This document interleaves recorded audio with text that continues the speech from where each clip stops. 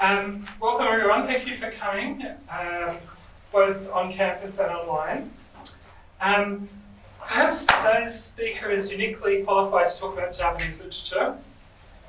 George Quinn finished his undergraduate degree in 1973, including a component in Javanese at the University of Gajah Mada, and he became the first Australian or New Zealander to gain a degree from an Indonesian university.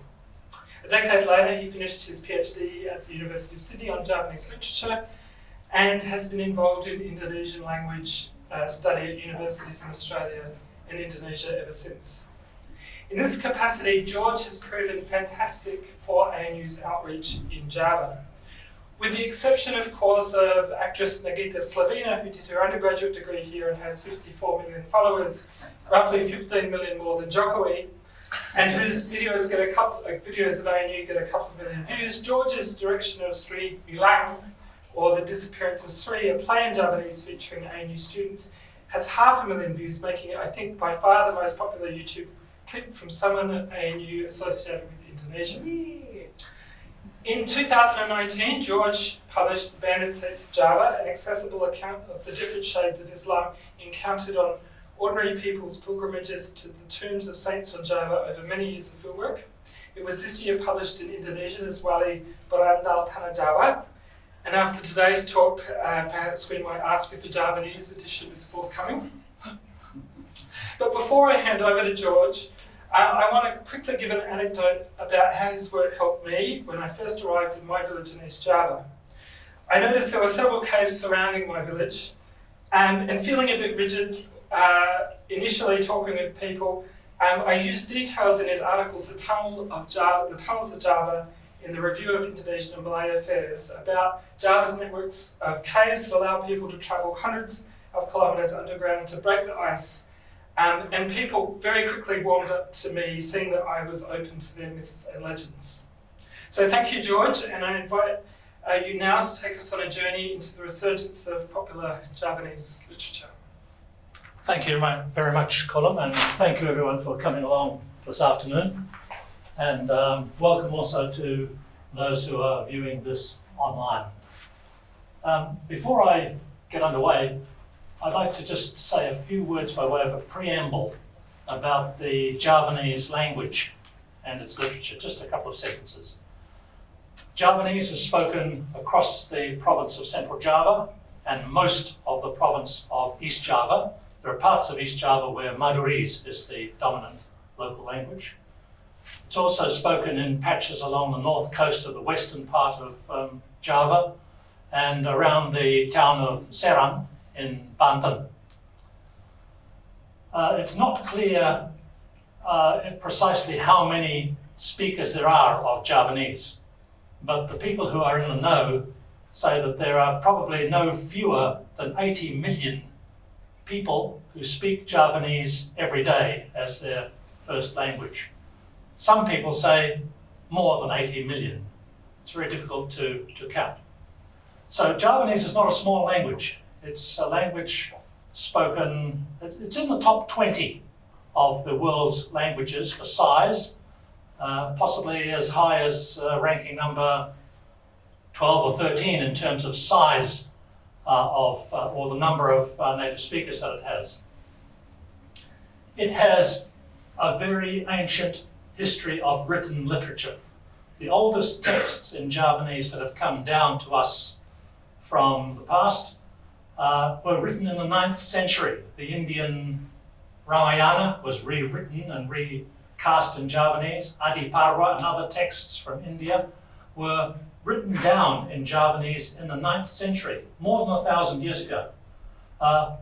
In fact, it has a longer history as a written literature than English has, if you define English as an amalgam of Anglo-Saxon and Norman French that came into existence in the 13th and 14th centuries.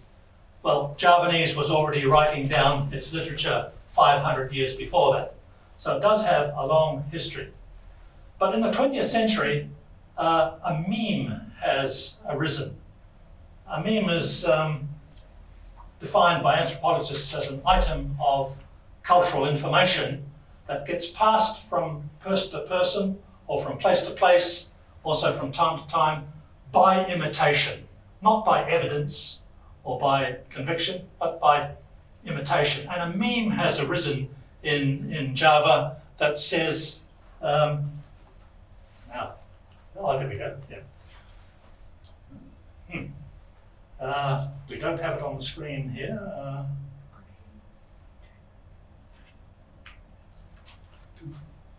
There we go. Yes, a meme has arisen that says that Javanese literature has died. Those of you who are from Indonesia will no doubt have heard this assertion that either Javanese literature is dead or it's pretty much on its last legs. And up here on the screen I've put an example from a school teacher, or one of many examples which I could cite. It's hard to hope for the birth of a new golden generation of Javanese writers in the midst of the current twilight of publishing in Javanese. This is translated from Indonesian. The present generation of writers are merely surviving, nothing more. They are not striving to improve the quality of their work. Javanese literature is fading away. In fact, it has died altogether as a subject of study in schools. Many teachers of Javanese language and literature have failed to actualize their function as facilitators who introduce their pupils to Javanese language and literature and help them internalize it. Now, the purpose of my presentation this afternoon, ladies and gentlemen, is to show that that is just plain wrong. It's not true. But we need to ask the question, where does this meme come from? And why does it have such power? It first appeared, would you believe, 100 years ago under Dutch colonial rule. And it has survived and reproduced itself over the decades from 100 years back. So where did it come from? It came, in my opinion, there are several factors that have gone into its formation. One of them is the decline in the authority of the palaces of Java, which used to be incubators of writing, arbiters of what was good and bad. The palaces of Java have declined in their authority, and as they have declined in their authority, so also has the elite, the conservative conception of literature also tended to decline. And the chief culprit behind this, if we can call him that, is Raden Ngabe Ronggowarsito. He is said to be the last of the Javanese writers. Pujongo Pungkasan, or Pujongo Panutup. And one Dutch Javanist said of him, I quote, this is Treves, already in his lifetime, Ronggowarsito ranked as the coping stone of Javanese writers, the Pujongo Panutup, and up until now he is still generally considered as such, because, according to Javanese standards, this is the opinion of the Dutch observer, his body of works constitutes the culmination of creative genius and literary art. Culmination. With him, the period of the renaissance of modern Javanese letters draws to a close, and it can be regarded as having ended in 1881, when the princely poet Mangkunagara passed away. Ronggowarsito himself passed away in 1873. Now, he does add, this doesn't mean that all literary activity came to an end, but the production of later years, that's the productions of literature in the 20th century, are regarded as not attaining the level of the illustrious predecessors, and therefore are less appreciated and less widely known. I think that this view is actually adopted, would you believe, from religious sources. Very few Javanese know more than scattered fragments of Ronggowarsito's very voluminous writings, but in the minds of conservative observers, he plays a pseudo-religious role in the history of Javanese letters. It's analogous to the role played by the Prophet Muhammad in the history of Islam. Muhammad was the seal of the prophets who brought Islam to perfection and closed the door on further evolution. Ronggowarsito is seen as the seal of the prophets in the context of Javanese literature. No further meaningful developments were to be possible in the realm of Javanese letters after his death. And in fact, to say that there are further developments in Javanese literature for some very conservative observers is almost sacrilegious. Now, the next reason why this meme has developed is the displacement or the disappearance of Javanese hanacaraka script. This happened in the course of roughly in the course of the first half of the 20th century.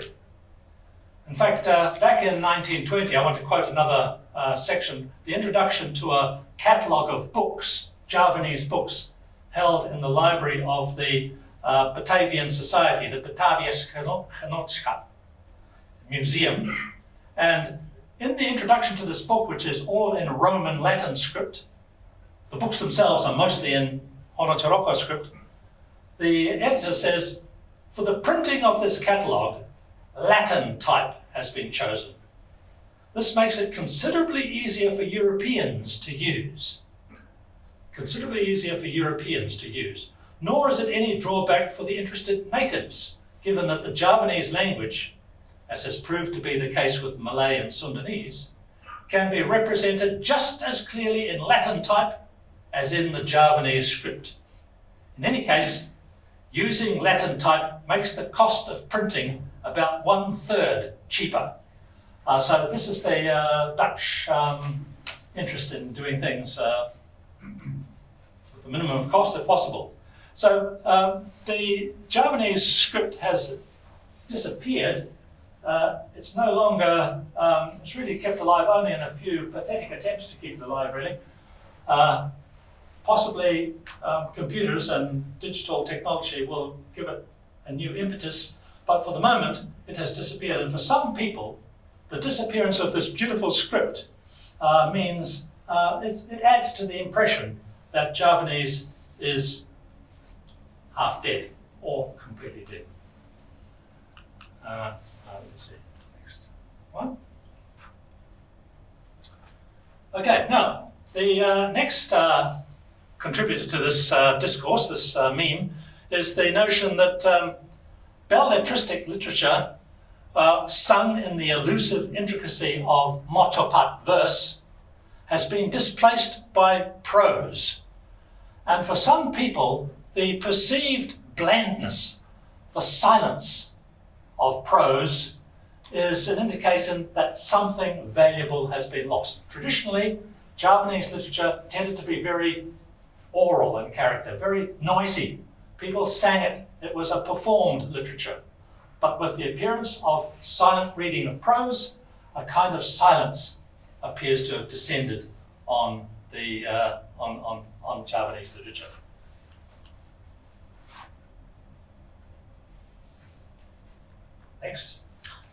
Next is the next nail in the coffin is the disappearance or the decline of krama, which is High Javanese. I think most of you will know what is meant by High Javanese, but a word of explanation. If you study French, you have to choose, make a compulsory choice when you're using the second person pronoun between tu and vous. This is not something about which you have much choice. It happens also in other languages, in Dutch, in German, Swedish. They have two, sometimes more, second person pronouns, and you have to choose one or the other. You're not free to make just any old choice. It's a compulsory choice. You can't, if you meet someone for the first time in France, you can't address that person as tu. You have to use the more respectful vous. Now imagine a language, the Javanese language, in which that distinction is multiplied somewhere between 500 and 1,000 times over in all the high-frequency core vocabulary of the language. The distinction between tu and vous, house has the same distinction, car, so on and so forth. All these high-frequency words, eat, drink, they all have a distinction that is compulsory. This is High Javanese, krama. And this has been, many people lament the fact that krama is declining, or it is being lost. In fact, there are attempts to try and keep it alive in various ways. But I was just reading a travelogue from 150 years ago the other day, in which the writer of the travelogue, a Javanese, complained 150 years ago that young people don't speak krama anymore. In other words, the discourse, the notion that krama is in decline and the language is going to the dogs has been in existence at least for 150 years. And it seems to be gaining momentum. In fact, if you look at what some people say, a teacher, for example, this is also from a school teacher, and she says, "It is generally understood that the Javanese language and its literature are sources of instruction in nobility of character. Through its respect levels, Javanese clearly teaches speakers how they must behave and speak when they are in conversation with others. The Javanese language teaches etiquette and politeness in conversation, and in the course of time, this will penetrate to the level of a person's character. This special Javanese discernment gives people exceptional qualities of character, wisdom, sensitivity, modesty, sociability, and the capacity to look critically at oneself." I've been studying Javanese for about 40 years now. I rather doubt, looking at myself, whether it has improved my capacity for self-criticism or any other of these qualities. But nevertheless, this is a view that is quite often heard. And on the left you see the last novel that was written entirely in High Javanese. It was published in 1975. Since then, Javanese has lost. Javanese is written in Moko, in Low Javanese. So that's another one of the factors. And finally, there is the factor of the rise of the Republic of Indonesia and the Indonesian language, which is enshrined in the Constitution as the Republic's sole national language and sole official language. Now, in the Sumpah Pemuda, the third part of the Sumpah Pemuda said we should hold high and respect the national language, but not make it the sole language. But in fact, in practice, many people, as you can see from the T-shirt on the left here, simply say Indonesia should have one language. This is the Sumpah Pemuda. Satu Nusa, Satu Bangsa, Satu Bahasa, which means that the Javanese and the other regional languages have been relegated to secondary status. And as those languages are relegated to secondary status in Indonesia, their literatures also tend, when viewed through the perspective of the mainstream, the Bahasa Indonesia-based culture, they also have a commensurate reduction in status. So, none of these factors on their own actually would cause you to think, well, Javanese has lost its literature. But taken together, they create a kind of momentum which has given momentum to that meme over about 100 years. This presentation this afternoon, ladies and gentlemen, as I said, is intended to show that that's wrong. It's not true. Now, not only has Javanese sort of been pushed aside, that huge number of speakers and that 1,000-year rich history of written literature been, as it were, relegated to provincial status and pushed aside. Not only that, but in the course of recent history, there have been actually attempts made to harass and even censor writing in Javanese. Let me give you a few examples. Let's see now. Yes, we'll just pass over that. Now, under the new order, a number of actions were taken under the highly central centrist new order to deal with any indications of the rise of regional sentiment, as we know. And one of them was one of the things which occurred in 1982, was the creation of by one of the ministers of the central government of something called the Project Javanologi, which was a project intended to excavate the pearls of nobility and beauty and wisdom that could be used in courses on Indonesian culture in schools. And its establishment was warmly welcomed by the aficionados of modern Javanese literature. But this project survived just 18 months. In December 1983, for no clear reason, the project was abruptly terminated by a new Minister of Education, Nugroho Noto Susanto, and the personnel were rudely evicted from their offices in Yogyakarta. It was replaced by a project called the Indonesianologi, yes. A name only a bureaucrat could think of, I think. Indonesianologi. Perhaps evidence of the nervousness that the central government felt about any project that highlighted or named a regional culture at the expense of Indonesia. So here we have, it was replaced by Indonesianologi, which was supposed to encompass Javanese, things Javanese, but it didn't work. After just 18 months, it too folded and disappeared. So here's an example of the, shall we say, the actions of the central government directed in a capricious way at evidence of vitality in a regional culture, regional literature. Now, here's another example I'd like to give. In 1984, I myself went to a little conference, not such a little conference actually, in the town of Bojonegoro on regional literatures.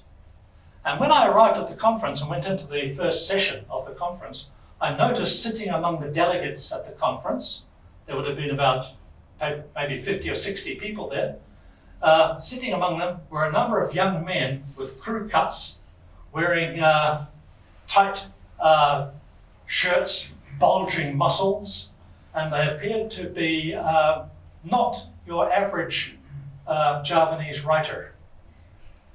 They turned out to be intelligence officers. And in the course of the opening session, there was an incident. What happened? The guest of honor was Arswendo Atmawiloto, the well-known journalist who passed away, I think 3 years ago. He made a mildly jocular remark, as was his character, a mildly jocular remark about the Bupati. There was a Bupati there to open the conference. And one of the organizers of the conference, a friend of mine, Yusuf Susilo Hartono, he wrote to me an account of what happened. And this is what happened after the guest of honor, Javanese guest of honor, made a mildly jocular remark about the Bupati. A scowl appeared on the Bupati's face. After the opening ceremony, Pak Supato Broto, who's a well-known Javanese writer, and I, that's Yusuf, we were dragged off to the central police station. We spent the whole night there under interrogation. Why had we made fun of the Bupati? I suggest they summon Arswendo and ask him, but they refused. It was the two of us who were responsible, they said. Eventually they got fed up and transferred us to the very intimidating headquarters of the District Military Command. Luckily for me, I knew the commander, and he took us under his wing. He lent me his phone so I could direct the running of the conference the next day by phone. He even gave us something to eat and a copy of a book by Dale Carnegie, an Indonesian translation. Later that morning, he let us go. And our friends at the conference who knew what had happened greeted us with huge hugs. That was my personal experience of the bullying context in which Javanese writers had to live at the time. And a photograph was taken of the people at the conference. By the way, looking at this photograph, you can see they're mostly young. And this is my impression of all Javanese writers' gatherings. Most of the people attending are quite young. It's not a preoccupation of doddering old people. They're quite young. And here they all are. And there's a tall Australian there standing at the back who had not a clue about what was going on. Not a clue. And still doesn't have a clue about what's going on in Indonesia, but nevertheless, we have here a number of writers who have become prominent writers in Javanese. Jeff X. Huri, as you can see from the initials, he's a Catholic. He's a very prolific writer of short stories and still active today. And there's my friend Yusuf Susilo Hartono, well-known poet, the poet who wrote the book that I've put up on the screen there, Ombak Mungi. And then over here, Jayus Pete, probably the best of the short story writers in Javanese still operating today. In those days, they were quite young. And then, going further back, in 1967, there was a kind of, in the 1960s, there were lots of small pocketbooks in Javanese, known as Roman Pangni Perhuyung in Javanese. We call them penny dreadfuls in English, I suppose. And in 1967, the New Order government descended on this industry, quite a profitable industry of pocketbooks in Javanese. And they went to Solo and they examined quite a number of titles on sale in the town of Solo and seized 59 for further investigation. And of these, 21 in Javanese were banned. The Javanese language magazine Makarsari reported this in the following terms. The seized books, this is one of them, I have that in my collection.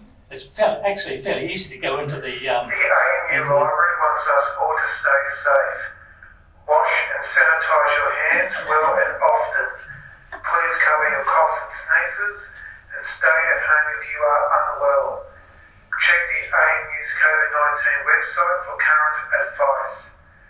It is a requirement that anyone in the building must maintain a reasonable separation between each other where possible in compliance with the AMU's COVID-19 safety guidelines. Furniture is not to be moved as it is arranged to meet COVID-19 requirements. Your compliance with staff requests related to health and safety is required. Thank you for your cooperation. And don't read books like that. Books, reading matter, they were called reading matter of no value. And it doesn't just mean books with inappropriate sexual content, but also books filled with fights and punch-ups that give undue prominence to certain kinds of people who are not in step with the notion of nation building and character building. And so this was one of a number of titles which were seized and banned. And the books with inappropriate content also were banned. And this had quite a devastating effect on the Javanese writers concerned. Some of them were actually professional writers, publishing in Javanese. This had a very dampening effect on their careers. People like the author of this book, using the pseudonym Ani, lost their income. So these kinds of actions were taken which had a depressing effect on the life of modern writing in Javanese in the latter part of the 20th century, in the years of the New Order. But things were about to change. I hope, yes. In the year 2000, as I think you'll all be very well aware, it's a kind of thereabouts, a kind of a turning point in Indonesian history. And we have the fall of Suharto and the New Order, the rise of liberalisation of the constitution, radical decentralisation, and from 2004 onwards, a very sharply rising level of economic activity, which brought prosperity and improved incomes to a lot of people, enlarged the middle class and increased the income of the middle class. This had quite a stimulating effect on Javanese writing. First of all, decentralisation released literary creativity in Javanese from the stifling effects of centrism. Javanese writers no longer feel that they have to defer to the central authority of Jakarta purely on ideological grounds. They're much more berani than they used to be. So that's one of the important effects of decentralisation. Then there was rapid economic growth, which increased the size of the middle class, and the important thing is the disposable income of the middle class. I'll come back in a moment to the way in which that has made possible the rise of hybrid publishing, and it has made books much more affordable for many people. And then there's, most importantly perhaps, the mass take-up of digital technology, especially mobile phones and laptops. And this has meant that Javanese writers are now able to access much more easily and more cheaply the tech-savvy writers, tech-savvy consumers of literature in the Javanese language. I think of all these slides that I'm showing you this afternoon, this is probably the most important of them. There's been an explosion in four main domains. First of all, printed periodicals with online access. All the old Javanese magazines now have online access. The dedicated literary sites have appeared in various online platforms. There's downloadable and streaming videos of Javanese performance literature, and what I'll concentrate more in a moment, printed books. So, as far as printed periodicals are concerned, there are three weekly magazines in the Javanese language: Panya Barasamangat, Joyoboyo, and Jokolada Lodan. These have actually relatively small print circulations, but all of them now can be accessed and you can subscribe to them online. I don't know how that has changed or increased their number of readers, but at least all of them are now online. Panjabar Semangat, by the way, is the oldest still continuously published magazine in Indonesia. It first appeared in 1933 and has been published continuously apart from the Second World War, Japanese occupation, has appeared continuously since 1933. So it is almost 100 years old, and it is the oldest magazine currently being published in Indonesia.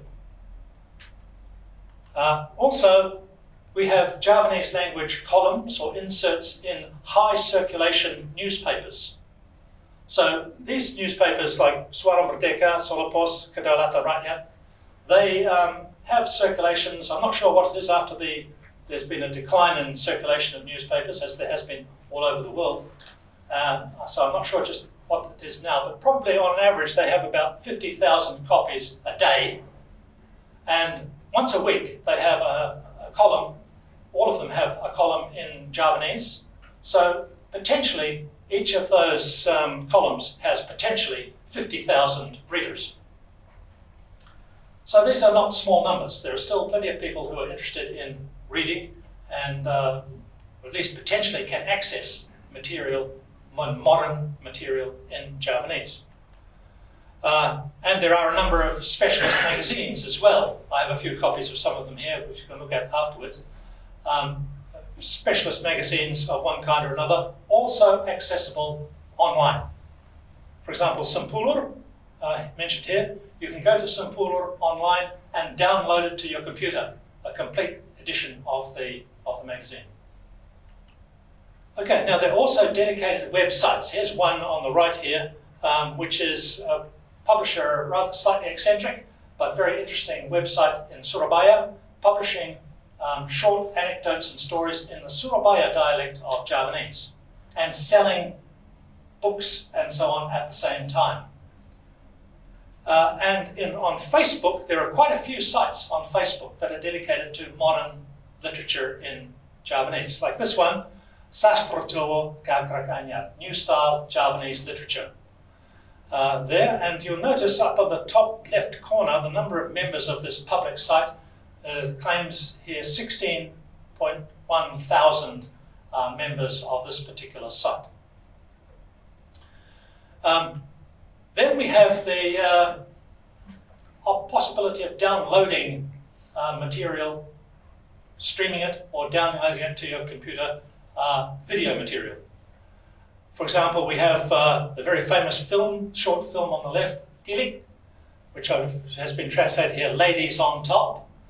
But the Indic means to go and visit someone, to go and pay someone a visit.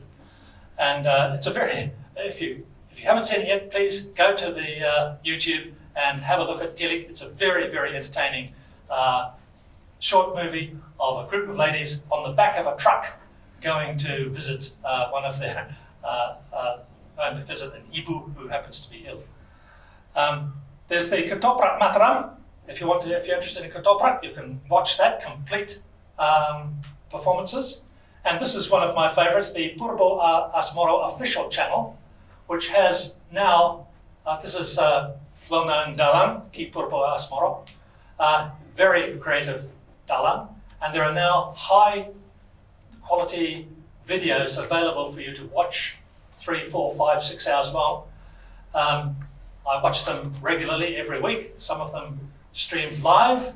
And what's interesting about this particular site is that if you don't know Javanese, you can go to the site and you can see some of them, I think there are about 5 or 6, which have English translations in the panel on the side here as the performance plays out. I'm so addicted to this that it's very annoying to my wife, she says. But nevertheless, this is part of the way in which digital technology has transformed access to all the various parts of Javanese of literature. And it's the case also with books. As you can see here, digital technology has made printed books cheaper. It's more possible to produce them more quickly. They're well bound, and they're much better edited than before and more attractively designed and illustrated. And above all, it has given impetus to hybrid publishing. That is, a form of publishing in which the authors, now being relatively wealthy middle-class people, reach into their pockets and pay for the publication of their works of literature. They usually have small print runs, somewhere between 200 and 1,000 copies, but the publishing industry is now so very versatile that it can quickly produce new editions if you sell out of the first run of a book. And this is very normally the case, that if a book sells well in Javanese, then within a few weeks or a few months, new reprint is reprinted and reprinted and reprinted. Now, the local governments of Yogyakarta, of Central Java and of East Java have come to the party as well to try and support the writing and publication of books in Javanese. And here you have an example from 2018, a competition for the writing of novels in Javanese. And you'll notice that there is quite an attractive prize here, 175 million. That's spread out across quite a number of participants in the competition, so not everyone is aiming to get 175 million, but that's 17,000 Australian dollars. That's not a bad amount of money to be putting into the promotion of a novel writing competition. And as you can see, in 2018, 56 novels were submitted, proposals. 20 were accepted for further development. They were examined, and then 20 were accepted as viable. 17 were written to completion. 12 were regarded as potentially publishable. And finally, 5 were published. And they were published at the expense of the government of the special region of Yogyakarta. And here is one of the prizes. And by the way, the books themselves, when they're published, the books that win these competitions, they are beautifully produced with a jacket, a hard cover, beautifully designed. These are not like the Roman Pichisan of former times at all. These are beautifully produced. There's something of books still have high prestige in Javanese society, and authors whose works may be published as serials in a magazine dream of the day when their book may be published, when their work may be published as a book. And in this case, we have some books which have been published as serials in magazines and then won a prize, and the author used that prize money to get the book published as a book. Still has high prestige. So,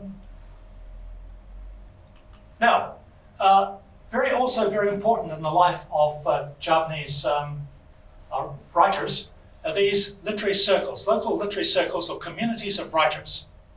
They are all over the place.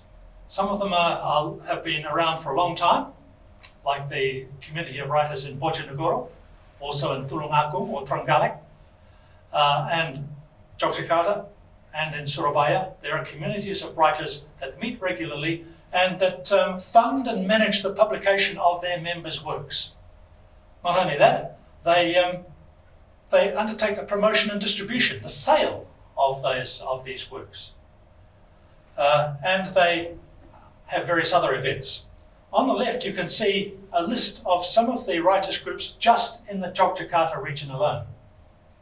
Just in the Yogyakarta region alone. These are groups dedicated to the promotion and support of writing in the Javanese language. And I have actually been asked to take part in Zoom seminars by a couple of these groups, and I've done so. The one at the top there, I gave a seminar presentation to. And then down here, Jawa Sastra, cultural movement it's called. And you'll notice that it has among its activities, Sayembara Misuh. Now, for those of you who are not familiar with Javanese, the word misuh means to swear, to use bad language, we'd say in English. So they have a competition to see who can swear the best and most creatively. And I find this interesting because there is a kind of a general perception that you often hear from Javanese people that our culture and our arts are very, very refined. Alus. There are many writers among the Javanese writing community who say, what a load of... It's not true. Javanese are just as likely to be crude and crass as any other cultural group, any other ethnic group. And they try to give prominence to that by events like this. Now, these groups also undertake various kinds of seminars and discussions which bring people together both face-to-face and also online. And I've just put this one up here on the screen here because I'd like to look at the bottom part of this. It's going out live, this particular discussion, which was a few weeks ago, was it? Oh, yes, about 2 weeks ago, a month ago. It went out live on Zoom, Twitter, Instagram, YouTube, and Facebook. Now, this for me as a student of Javanese literature is a bit bewildering because I'm not on Twitter. I don't have a Twitter account. I don't have an Instagram account. I have no idea what's going on those platforms. But this particular seminar we're having here today, I think, is going out on Zoom. Is that right, Nicky? Yes. The Javanese are way ahead of us. If we were to catch up with Javanese writers, then it would be going out on Twitter, Instagram, YouTube, and the others as well. We need to catch up. Now, when you talk to Indonesian people about Javanese literature, they say, well, I've been into Gramedia recently and other bookshops, and I didn't see any Javanese books there at all. So how on earth, what's going on? There's nothing there for us, there's nothing to see in the bookshops. Well, that is because the sale of books in Javanese is happening online. Again, digital technology is coming to the rescue.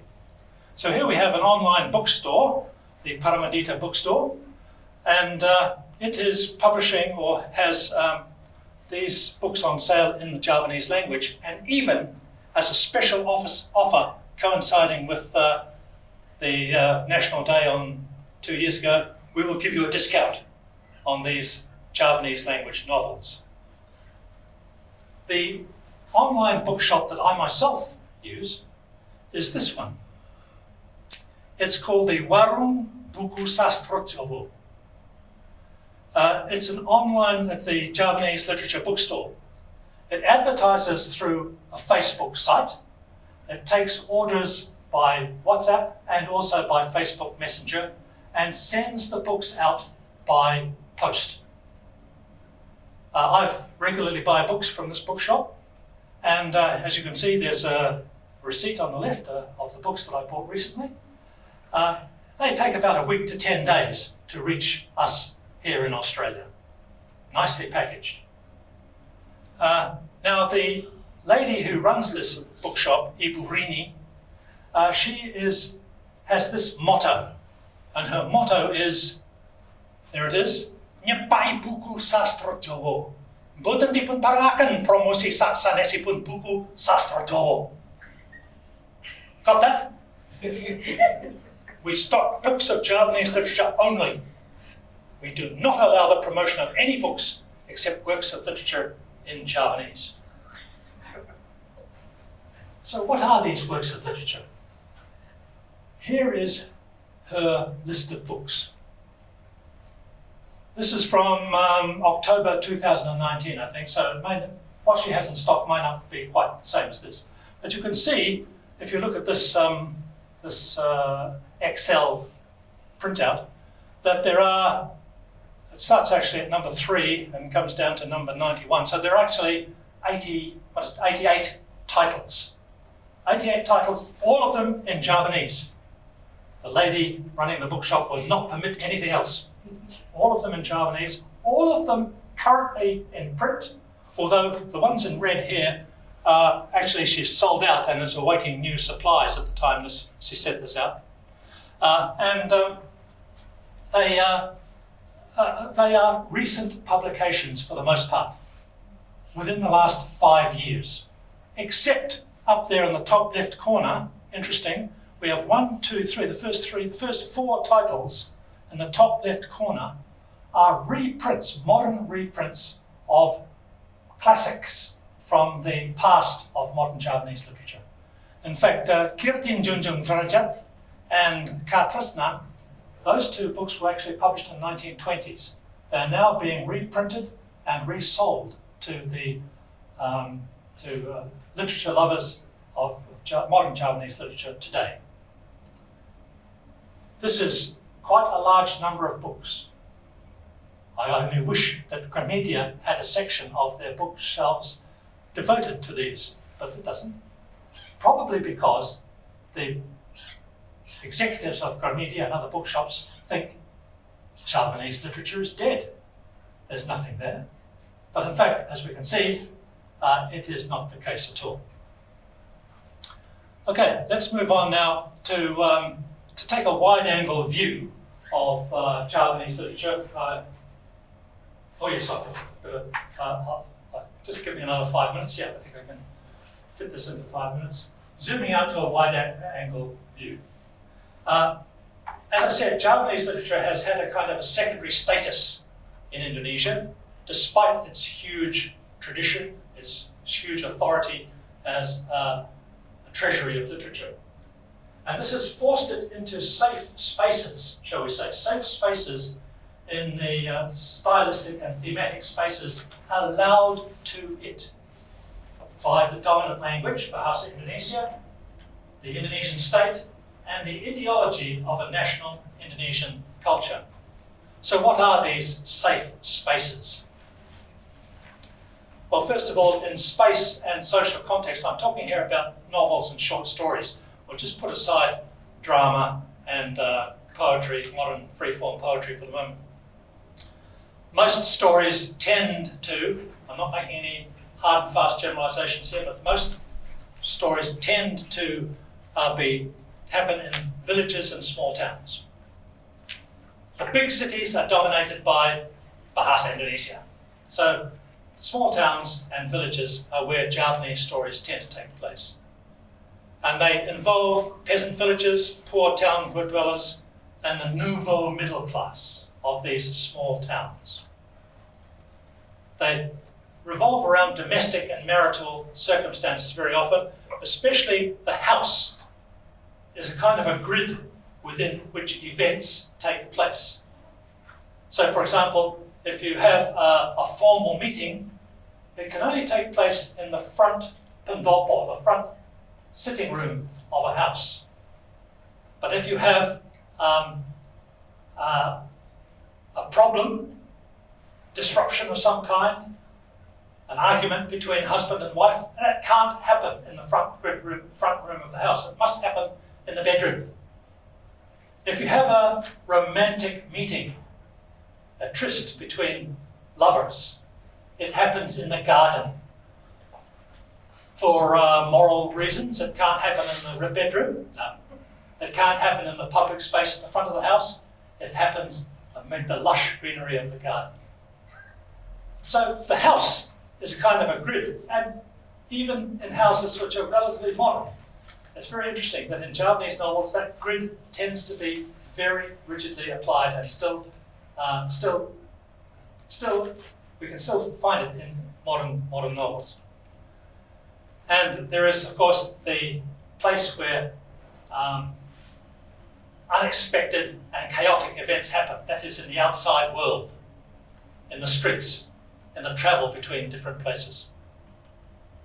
Now, as far as style is concerned, this is very interesting, and I can't talk about it for very long, but it has a strongly theatrical style, deliberately declarative and melodramatic, as you can see on the right-hand side there. Sometimes with not so subtle sexual suggestions, as we see on the side there. There's a frequent use of allegory and metaphorical conceits. Because of the way Javanese literature has been confined in the 20th century, people are very used to speaking allegorically and using conceits. By conceit, I mean a central metaphor that is given meaning.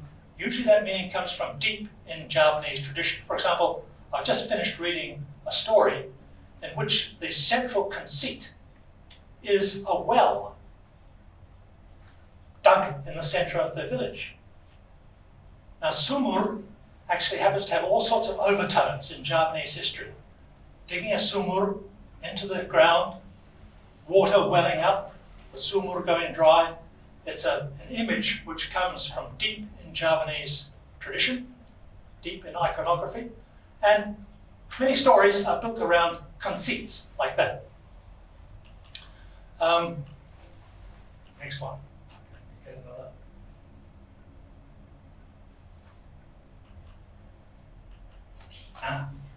And a couple more. Characterization is often through esoteric cues. When you read stories in Javanese, you sometimes think, the characterization is a bit thin here. But that's why subtle cues are used that readers recognize and that connect them with their experience of theatre. So, for example, a character might appear, and all we know about the character is he had bulging eyes. You might say, well, that's not very realistic, we need more detail. European realism demands more detail. But in Java, the reader will say, bulging eyes, that reminds me of characters in wayang who have bulging eyes, with all the stories that go on with them, the ogre-like characters with bulging eyes. So when you have a cue like that, it opens up a whole range of associations that the readers see immediately. Now, in my opinion, the realism, the detailed realism that we are so in love with in European literature is a sign of our alienation from community theatre, from community storytelling. We need details because you can't just plug in to all the associations that come from being part of a rich theatrical community. So in fact, from the Javanese point of view, realism, as it is so admired in European literature, is in fact degenerate and a sign of poverty on the part of the people concerned. It's much better to have these cues because they indicate a richly integrated society which is highly attuned to their theatrical traditions. And we have also Swasonwati, inner landscapes of feeling. This is something I'm particularly interested in because it's very confusing for a student who's studying Javanese literature to find that many stories don't have much plot. They are intended to create an emotion, short stories especially. But what, 1 minute, okay. And those short stories, those emotions are, I only realised this, that every culture has its own categories of emotion, different from other cultures. So when you see these emotions in Javanese stories, ngarangut, I still even now don't know precisely what ngarangut is. Nalongso, kecelik, karonto-ronto, ikhlas, kaget, rikuh, risi, and so on. Many stories are dedicated to creation of these emotions. And to be frank, as a non-Javanese, I don't really know what they are. We don't have these categories of emotion in our culture. And themes, well, romantic love, of course, the village, superstition, often used as a beginning point for a critique of politics or government. Those are some of the themes. And the enduring themes, women, Javanese heritage, so on and so forth. And the old themes which we had in former times, such as, for example, the revolution, very prominent theme in Javanese literature in the early years of the Republic, has now virtually disappeared. And Priyayi culture, both novels, both admired Priyayi character and also denigrated it, they've largely disappeared. So those themes have gone. But there are writers who attempt to break out of this mold. For example, Cintrong Pacupat by Suparto Broto. Well, as I say, it's an attempt to find the meaning of true love, not in the village society or small town, but in the context of the free association of people in large cities, Surabaya in this case. We have this one, very interesting story, a short one, about a woman who every year commemorates her husband who disappeared in the mayhem of the attempted coup of 1965. He was grabbed and taken to the prison in Ambrawa. And he simply disappeared. We know how devastating the disappearance of a member of your family can be. Simply disappeared, not knowing what happened. Every year in September, decades after her husband's disappearance, she goes up to the front gates of the prison in Ambrawa and places an offering of talasi flowers at the front gate. A very moving story, and unusual because Javanese literature tended, until recently, not to be berani, not to attempt these kinds of themes. And we have also writing on the back of Indonesian literature. This one, you may have noticed if you're a reader of Indonesian literature, lots of books set in foreign places. Indonesians who go to Tokyo, who go to Paris, who go to Rio or wherever it is, and have various romantic adventures there in an exotic foreign location. Well, that's happening also in Javanese literature. And finally, this one, Burung Gantung Kalipati. by Iman Budi Santosa, who passed away about a year ago. It's a novel based on real events, a spate of suicides in the Gunung Kidul region where people hung themselves. Now, the author went down to Gunung Kidul and investigated this and actually wrote a kind of a documentary account in Indonesian. He has reprocessed that in a novel form in Javanese, based on real events. So, that is my conclusion. And to complete my, and I hope put a nail in the coffin of the notion that Javanese literature is dead, I'd like to show you this book which I received about 2 weeks ago, Oma, which means house or home, by Krishna Miharja. I haven't read it yet. And one of the reasons why I haven't started it yet, is that it's 1,032 pages long. To the best of my knowledge, this is the longest single volume novel ever published in an Indonesian language. There have been the silat stories have been collected and published in novel form, and they've run to thousands of pages. But as far as I'm aware, this Javanese language novel is 1,000 pages long. It's the longest novel ever published in an Indonesian language. It's perhaps a marker of the fact that Javanese writers somehow or other have discovered confidence that they lacked in the latter years of last century, and they are brave enough to write books like this. Thank you very much.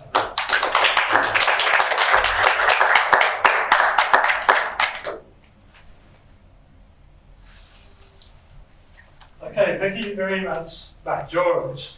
Now, I would like to invite questions, and we're going to take questions one by one. Also, kalau mau tanya di bahasa Indonesia boleh, atau bahasa Boko, bisa, tapi ojo bahasa Kromoge, aku jarang ngerti bahasa Boko. Okay, so questions, and but Luke will ask online ones. Anthony Reid. Thanks very much. As always, you've shown something very important, and we're very grateful for that. It's tremendously important. But I wonder if you accept a hypothesis that I've felt strongly about myself, about the Southeast Asian past, is that actually what's written is not the real basis of Southeast Asian civilizations and what's kept them going, kept them coherent. It's performance. And that the Wayang and all that in Java is a good example of that. I wonder, and very different from the Northeast Asian pattern, where really it's the written word that defines culture. But I just wonder, is that, I don't know if you accept that about the past, but if so, would that still be true? That what Javanese culture really is going to rise or fall, strength of, is performance, and that the written account you've described as good academics, sure, we deal on the written word, but is that just a sort of surface or a more formal surface of the more fundamental issue of how is Indonesian performance, how is Javanese performance doing? Is it managing the electronic transition dynamically, as I think some of what you said? Yes, I think I'm inclined to agree. That's the case. George, sorry, can you move outside? Yes, I think I would agree. That's always been the case, as far as we can know from way back. I put up a slide a moment ago of the performance, the groups that present performances in wayang and ketoprak and other kinds of performance. And it's very, very sobering to see the number of people who are viewing those performances. For example, the movie Indic in Javanese has had 16 million views. When you look at a performance, an average wayang performance by Ki Purpo Asmoro, some of them go as high as 175,000 people viewing just one wayang performance.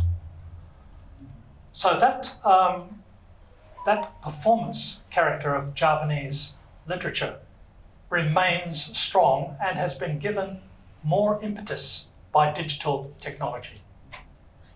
So yes, we're dealing here with a kind of sort of the icing on the cake, as it were. So I wouldn't disagree with that at all. Nevertheless, as I said, Javanese novel writing, short story writing, tends to be theatrical. So that in those works, written as they are and not performance, you still find the presence of theatre in one way or another, as I've tried to indicate. Robert? Thanks very much, George. It's really very interesting. I was wondering about the fate of Kromo. So you said the last novel written in Kromo was mid-1970s, and there's this constant complaint that the younger generation no longer speak Kromo.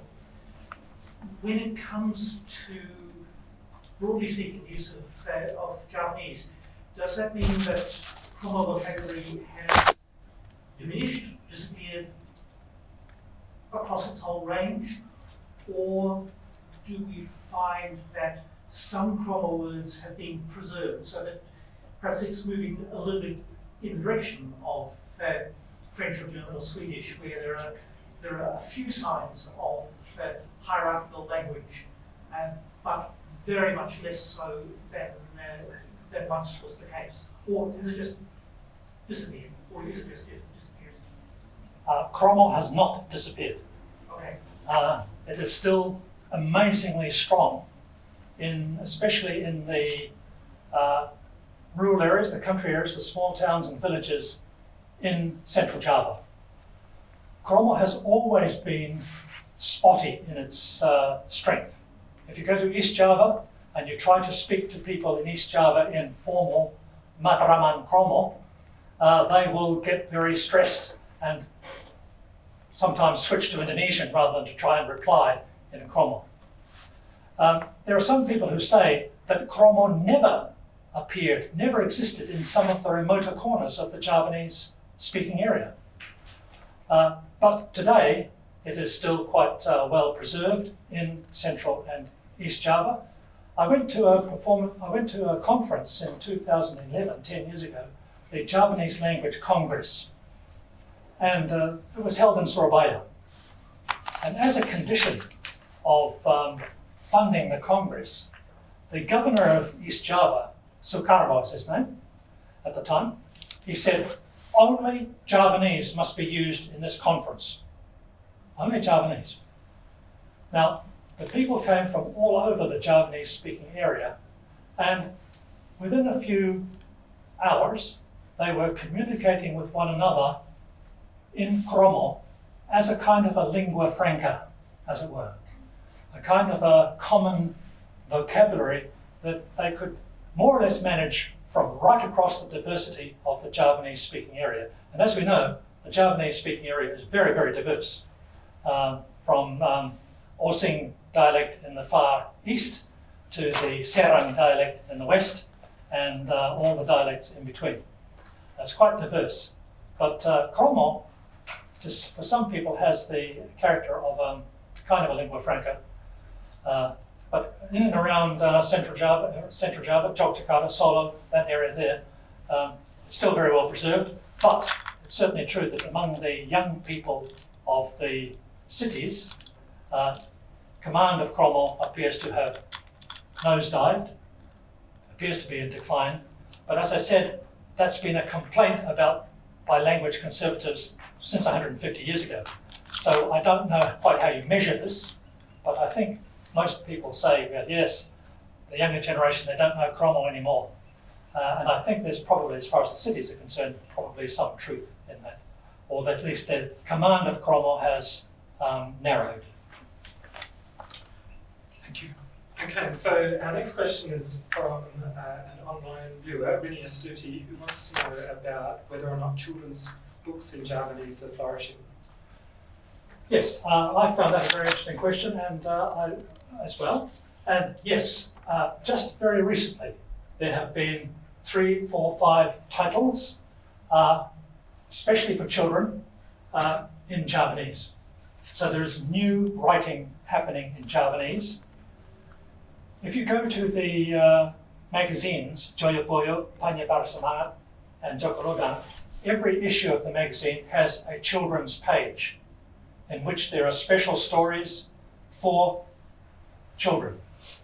But these are now being put into book form, and if you go to Iburini's bookshop, online bookshop, she will be able to supply you with a number of titles, bound and printed books, especially for children, mostly animal tales for children, but there are a variety of books being published. Still rather small, but the Karaka Literasi is stimulating the writing of more material in Bahasa Jawa for children. Terry. Thank you very much, George. I want to ask about non-Javanese Indonesians interacting with this literature. Are they looking to Google Translate to try to get into short stories or anything? Have you looked at the translation, the digital translations online that would open Javanese to non-Javanese? My short answer to that question, Terry, is I don't know.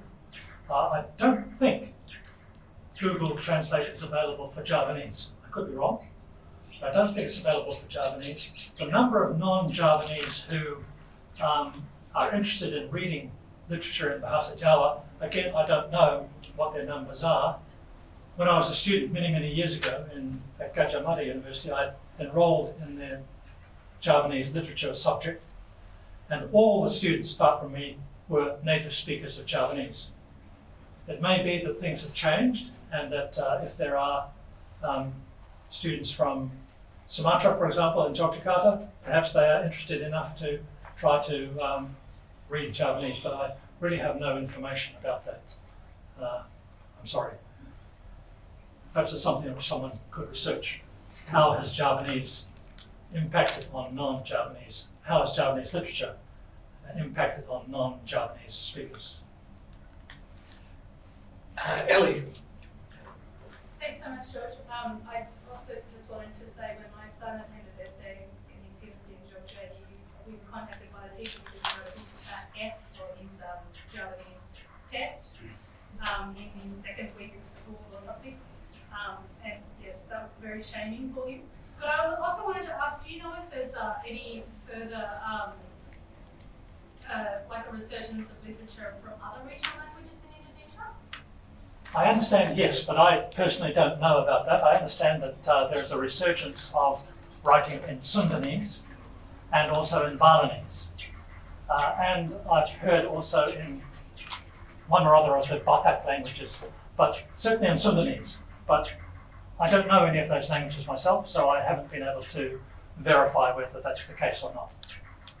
The major prize, annual prize for writing, creative writing in a regional language, is the Rantage Prize, which was devised by Ayya Prasidi, a writer who wrote a lot in the Sundanese language.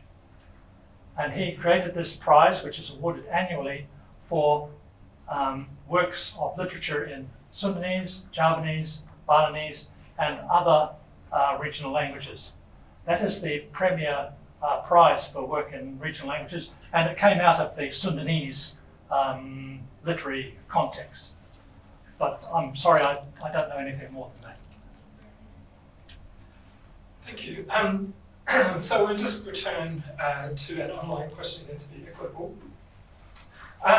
Sriana wants to know about whether or not there's any survey data providing us insight on increasing or decreasing use of Javanese language in written form.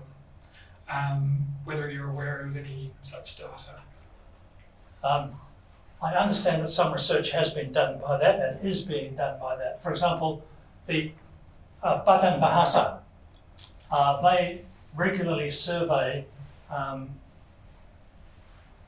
number of speakers in the various languages of Indonesia. And I understand that they have done some surveys of speaker numbers for Javanese, but I'm sorry I don't have at my fingertips the results of that research. And I think that some of the regional universities of Java have also been conducting research on the number of speakers of Javanese in their localities.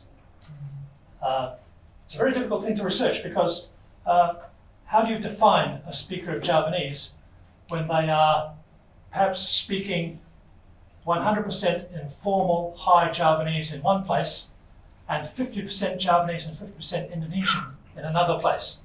How do you define them as being speakers of Javanese or not? Are the speakers of the Surabaya dialect really speaking standard Javanese? There's the issue of whether it's standard and non-standard, how you count that.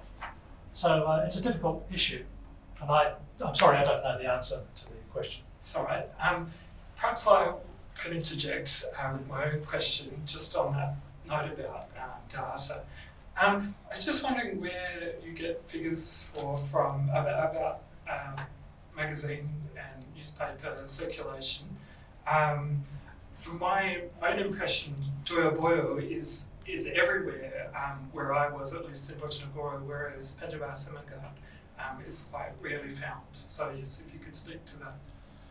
Yes, well, you can get figures on circulation by asking the editors of magazines, but you may not necessarily get an accurate figure. Sometimes they will exaggerate the number of issues and the number of readers they have. Another issue is that with Javanese language magazines, they go out into the villages, go into households. The number of people who read them may not be just the single person who is a subscriber, but the whole family.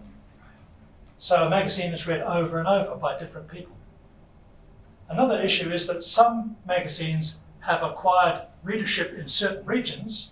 You mentioned Bojonegoro is an area for Joyoboyo, whereas Trenggalek, Tulungagung, Blitar is an area which is very popular with readers of Panjabar Semangat.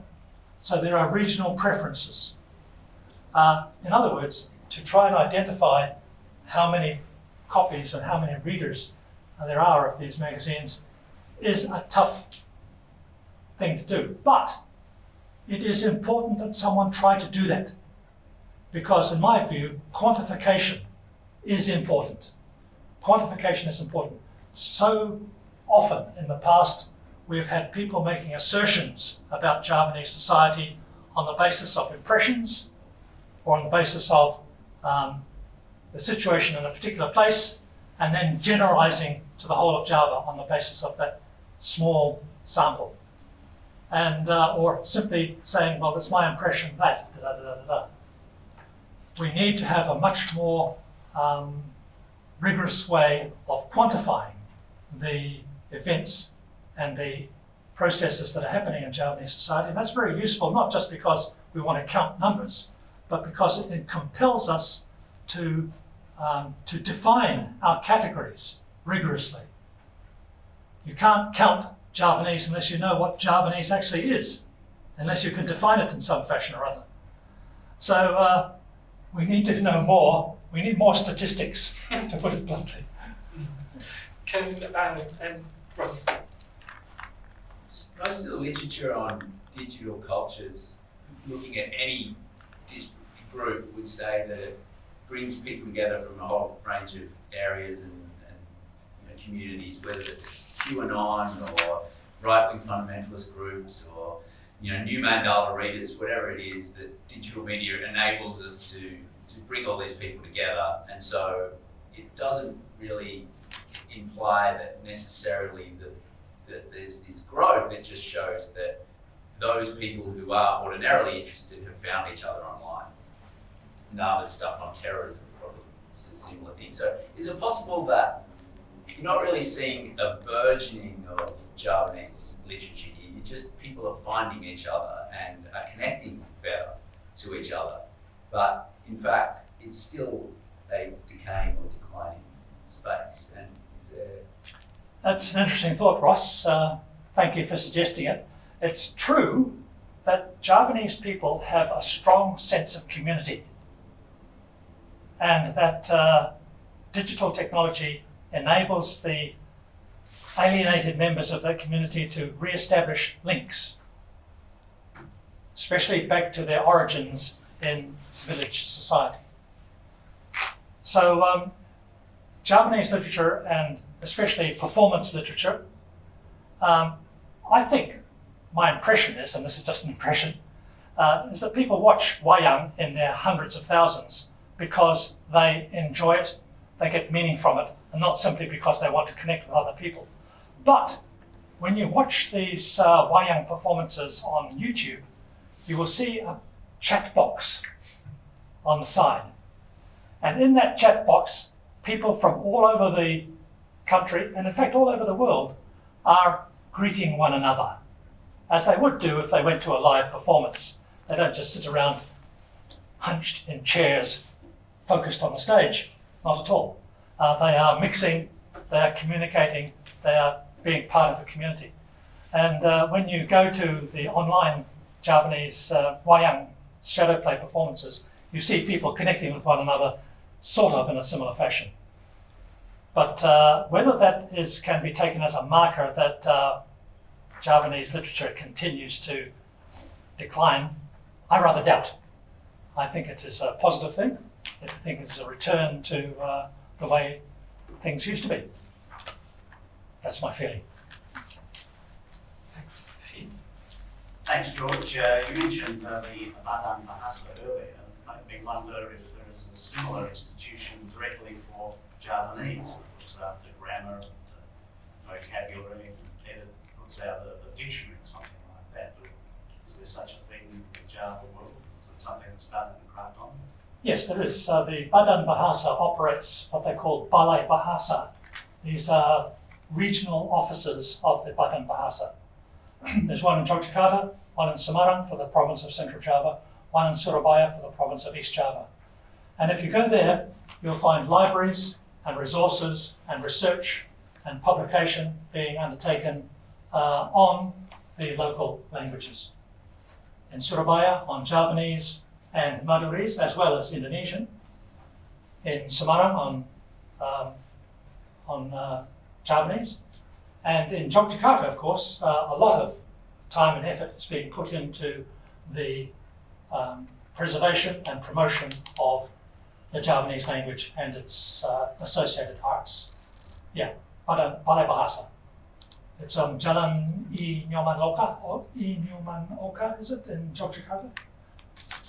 Their local office. And there's one in Surabaya. There's one in Surabaya. Yes, there's one in Surabaya. Yes. So we'll return to an online question again. Barbara Hatley wants to know, have similar developments occurred in other languages? Yes, again, as I mentioned a moment ago, I'm not able to answer that. I understand that similar developments have occurred in Sundanese. Right. In Sundanese. Right. But beyond that, I'm sorry, I have no immediate knowledge of that. That is another linguistic universe, another linguistic world Right. that I'd like to be familiar with, but I don't know. Nava. Just a quick question. What about novels in hanacaraka aksara? Do they still have it? I mean, I would imagine it would have fewer readership. Yes, the very first new book in hanacaraka was published just a few months ago. And I haven't received it yet, I haven't seen it yet. I've often said to my colleagues in Java, you teach the Javanese script in school. Children are taught Javanese, who have to do Javanese as a compulsory subject in primary school. And among the components of the study of Javanese is the Javanese script, hanacaraka or tara anto. And and I say, well, what is the point of doing that if there's nothing for the children to read after they have learned that? Oh, it's all about warisan leluhur and so on and so forth. But in fact, there's nothing for the children to read. That message, I think, is now being addressed, and books are starting to appear primarily for use in schools, wholly in, or at least one book has appeared so far, wholly in hanacaraka. A book of stories for children. When I was living in Iceland, my friend used to write love letters to her boyfriend in hanacaraka, so that the teachers won't be able to read it. Yes, if you go to websites, you'll see that there are a number of websites that are, again, the impact of digital technology. There are a number of websites and Facebook pages that are dedicated to exchanging views and exchanging ideas on hanacaraka. There's quite a lot of chaos in the spelling of Javanese when it's written in hanacaraka, so there's a certain amount of confusion about what is the correct and incorrect spelling, but there are sites that you can go to study that. And there was a national, or what do you call it? Not a national, yes, I suppose a national conference on aksara held in Yogyakarta just a few months ago, which came up with a lot of suggestions about how to promote and keep alive the Javanese script. On that note, one more question. About Aksara Jawa, just following your comment. Actually, I'm following George's novel things as well as Aksara Jawa. And there is a website dedicated for them developing the font. So there are dozens of new fonts in Aksara Jawa and still developing, and more people are putting their fonts. So perhaps that shows development of Aksara Jawa and other things. It's extraordinary. I can sit down at my computer at home here in Canberra and write in hanacaraka using the font that's available. And different. Yes. Thank you. no problem. Just very quickly, before we conclude, I wanted to ask what you plan to do with this material, whether you plan to publish it in any format, because that might speak to a couple of questions that we have online. Yes, the content of this seminar is going to go into an afterword or an introduction, but put at the back of a collection of short stories in Javanese, which I have translated into English. So this will go with that collection of short stories to be published and to contextualize the 25 or 30 short stories in Javanese that I've translated into English. And that hopefully will see the light of day when I can get around to revising this. The translation of the stories is finished, but I'm still working on polishing up this afterward that goes with those short stories. So yeah, it will appear in print in time. Thank you very much. So I invite everyone to give a round of applause.